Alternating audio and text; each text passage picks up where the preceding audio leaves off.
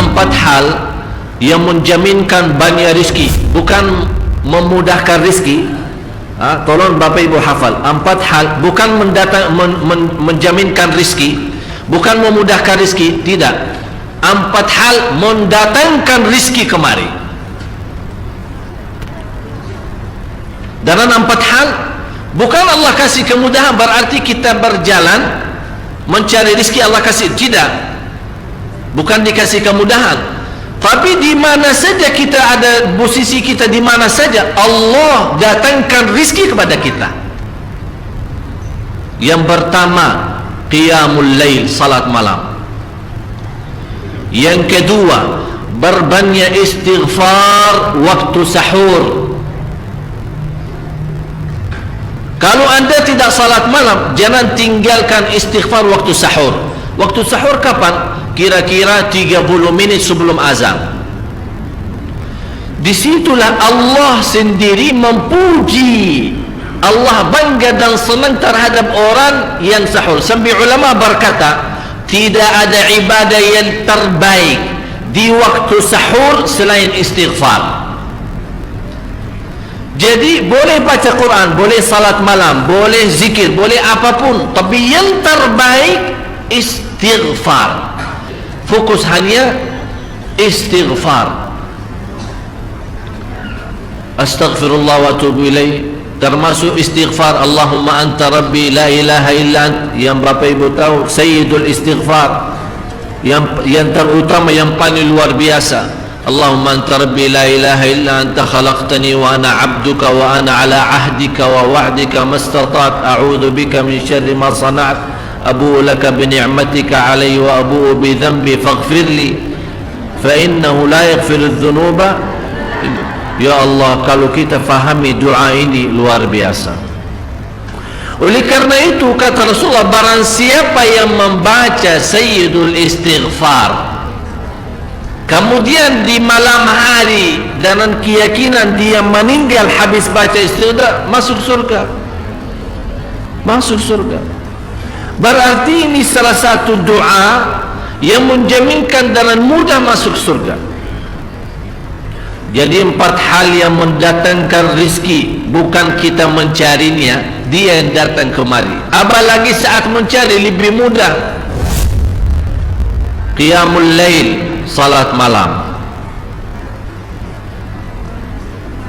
Tapi dalam bahasa, mohon maaf Bapak Ibu, dalam bahasa Arab disebut qiyamul lail, bukan salat. Tapi kalau diterjemahan dalam bahasa kita salat. Tapi kenapa di situ qiyamul lail diberikan qiyamul lail? Qiyam artinya berdiri, berarti lama. Saking lama berdiri dikaitkan jadi qiyamul lail. Qumil laila ya ayyuhal muzammil. Apa terus? Qumil lail, berdirilah saat malam. Berdirilah, bukan salatlah malam, tidak, berdirilah malam hari. Itu dahsyatnya di situ berdiri. Qiyamul lail. Yang kedua, berbanyak istighfar. Yang ketiga, berbanyak sedekah. Sebenarnya bukan istilah berbanyak sedekah. Kadang-kadang orang bersedekah 100 juta, udah saya sudah bersedekah 100 juta. Bukan itu. Bukan yang dimaksud berbanyak sedekah itu dari sisi uang itu banyak atau sedikit, bukan. Yang dimaksud rahasia sedekah, ta'ahudus sedekah, istiqamah bersedekah. Istiqamah itu tidak menjadi masalah besar maupun kecil, itu tidak menjadi masalah, karena bagi Allah tidak ada artinya besar maupun kecil. Kita tidak memberikan kepada Allah karena Allah maha kaya. Tapi rahasia sedekah itu kita terus menerus sedekah, siang pagi malam, siang pagi malam, pagi besok terus, minggu depan, tidak pernah berhenti. Setiap ada kesempatan selalu kita membawa sedekah. Itu namanya ta'ahudus sadaqah. Ta'ahud kalau dalam bahasa sebuah janjian, seolah-olah kita ada kontrak kerjasama antara diri dan apa? Dengan sedekah. Itu kata ta'ahud, ahad, berjanjian. Saya berjanji, seolah-olah ada berjanjian antara kita dalam sedekah. Jadi tidak boleh terlepas dari berjanjian, seolah-olah kita menghormati berjanjian. Bagaimana menghormati? Kita terus kerjasama. Kita beri, Allah ganti berkah sedekah. Kita beri lagi, Allah ganti masih terus. Kita beri, masih Allah terus ganti. Itulah dahsyatnya sedekah. Jadi Bapak Ibu, jangan nunggu hari tertentu, bulan tertentu, malam tertentu kita bersedekah. Jangan. Setiap kita merasa ada berita baik, ada berita maupun ada berita buruk yang menyakiti perasaan kita di rumah tangga kita, anak kita, suami kita, istri kita, apapun, langsung segera sedekah. Disitulah rahasianya. Ikatkan seolah-olah kita sudah membuat perjanjian antara diri dan sedekah dalam segala hal, hal senang maupun hal tidak, hal bahagia maupun hal sedih, hal bangga maupun hal lagi menghadapi kesusahan, kesulitan, selalu sehat dan sakit. Terus yang keempat, zikir, berzikir pagi hari dan sore hari. Berzikir pagi hari dan sore hari. Ini 4 hal Bapak Ibu. Berdiri malam hari, itu yang namanya tahajud, banjani atau namanya berdiri. Berbanyak istighfar waktu sahur. Yang ketiga, berbanyak sedekah.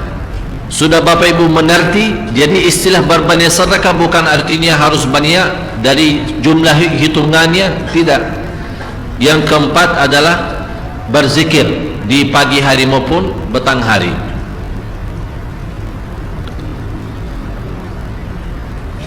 Amman huwa qanitun ana al-laili sajidan wa qa'ima.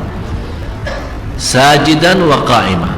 Jadi Bapak Ibu, saat kita berdiri lama, walaupun baca satu ayat diulangi berkali-kali, walaupun baca surah pendek tapi diulangi berkali-kali, tidak menjadi masalah.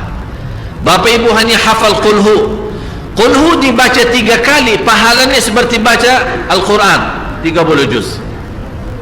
Ada seorang salih mengajak kawannya, sudah mendekati subuh, ayo bangun salat malam dan baca sepertiga Al-Quran. Langsung orang itu menjawab, bagaimana saya baca, sebentar lagi muazan.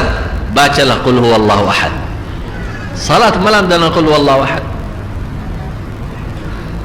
Jadi Bapak Ibu, yang saya harap, jangan susah fikir, ya Allah saya mau baca apaan. Tak usah susah fikir. Baca dan nikmati, yang penting nikmati bacaan. Walaupun qul huwallahu ahad setiap hari. Kalau kita bosan baca, Allah tidak akan bosan mendengar. Malah Allah paling senang mendengar bisikan bacaan dan bisikan doa kita malam hari. Allah paling senang mendengar bisikan doa munajat kita malam hari. Itu luar biasa.